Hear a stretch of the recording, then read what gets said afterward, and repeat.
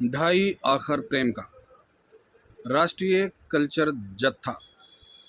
आपको बता दें कि अलवर में आज एक प्रेस कॉन्फ्रेंस हुई है जिसमें राष्ट्रीय सांस्कृतिक जत्था प्रेम एकजुटता एवं आपसी सद्भाव की यात्रा राजस्थान जत्था अलवर 28 सितंबर से 2 अक्टूबर तक 2023 तक हम सब प्रगतिशील सांस्कृतिक संगठन, कवि, लेखक, साहित्यकर्मी, सांस्कृतिक कर्मी, नाट्यकर्मी, पर्यावरण कर्मी, बुद्धिजीवी, संस्कार, कलाकार, मानव अधिकार कार्यकर्ता मिलकर साझी शहादत, साझी विरासत के विचार के प्रसार के लिए इस सद्भावना यात्रा ढाई आखर प्रेम का के राष्ट्रीय अभियान में 28 सितंबर शहीद आजम भगत सिंह जयंती को राजस्थान से प्रारंभ होकर 30 जनवरी 2024 महात्मा गांधी शहीद दिवस को दिल्ली में संपन्न होगी। इस दौरान यह यात्रा 22 राज्यों से होकर निकलेगी। अलवर में यह सांस्कृतिक शहीद आजम भगत सिंह की जयंती 28 सितंबर से शुरू होकर राष्ट्रपिता महात्मा गांधी की जयंती 2 अक्टूबर 2020 को संपन्न होगी। यह जत्था आपसी प्रेम, भाईचारा, सौहार्द और शांति का उत्सव है। समाज सुधारकों, संतों, लोककारों, कवियों और स्वतंत्र सेनानियों को याद करते हुए उनके जन्म और कर्मस्थली जाएंगे।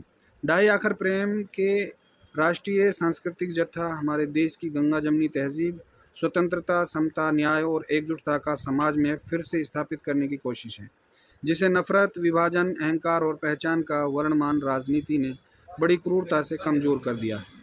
आइए इस मौके पर क्या कहा सर्वेश जैन, भारत मीना और रईसा ने, सुनिए जरूर।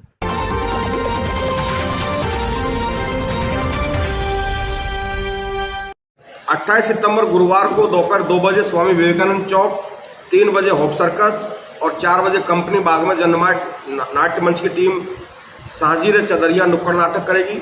इसके बाद भगत सिंह सर्किल पर 5 बजे शहीद आजम भगत सिंह जयंती का पुष्पांजलि कार्यक्रम रहेगा। ये 28 सितंबर का 28 सितंबर को है। 29 सितंबर को 7 बजे मोती डूंगरी से यात्रा प्रारंभ होगी।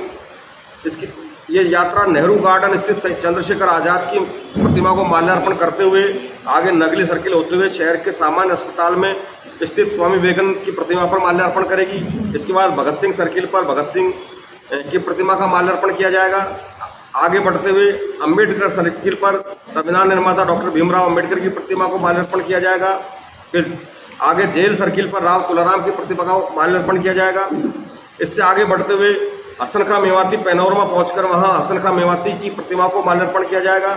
इसी क्रम में आगे बढ़ते हुए राजा भरतरी पैनोरमा है, वहां पहुंचकर हम उन्हें माल्यार्पण करेंगे। फिर इसी रूट पर आगे बढ़ते हुए धौली धूप स्थित सद्भावना के प्रतीक संत लालदास मंदिर पहुंचकर वहां दोपहर का भोजन किया जाएगा और विश्राम भी किया जाएगा और वहां उसके बाद एक नाटक का मंचन किया जाएगा। फिर आगे बढ़ते हुए ठेकड़ा गाँव हम पहुँचेंगे, जहाँ लोगों से बातचीत की जाएगी, सांस्कृतिक कार्यक्रम और रात्रि विश्राम वहीं रहेगा।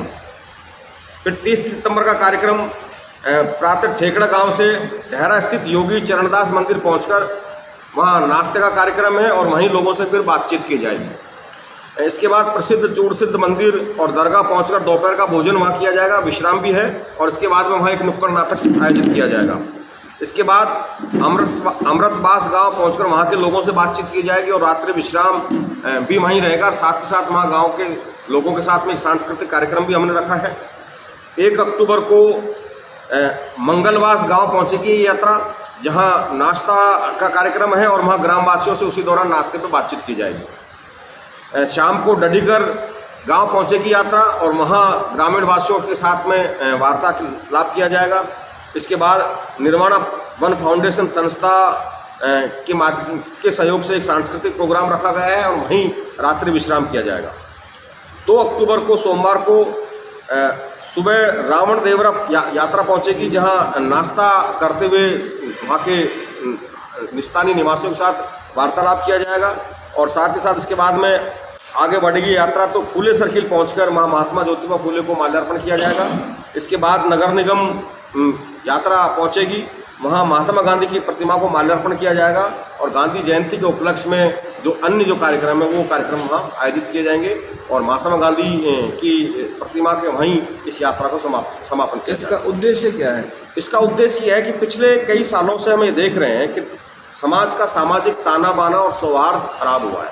उसके पीछे राजनीति ही कारण नहीं है, अनेक कारण हैं, तो उन कारणों में हम नहीं जाना चाह रहे हैं, लेकिन मोटी बात यह है कि समाज का सामाजिक ताना बाना, सांप्रदायिक सौहार्द, सद्भाव खत्म हुआ है। इस यात्रा के माध्यम से हम प्रेम सौहार्द का संदेश देना चाहते हैं कि इस देश को अगर एक बनाए रखना है, इस देश को मजबूत बनाए रखना है, तो सामाजिक सद्भाव, सौहार्द और शांति जरूरी है। जब ये देश ताकतवर बनेगा और तभी इसकी जो हमारे संविधान निर्माता थे, हमारे जो स्वाधीनता सेनानी थे, उनके सपनों को हम साकार कर पाएंगे।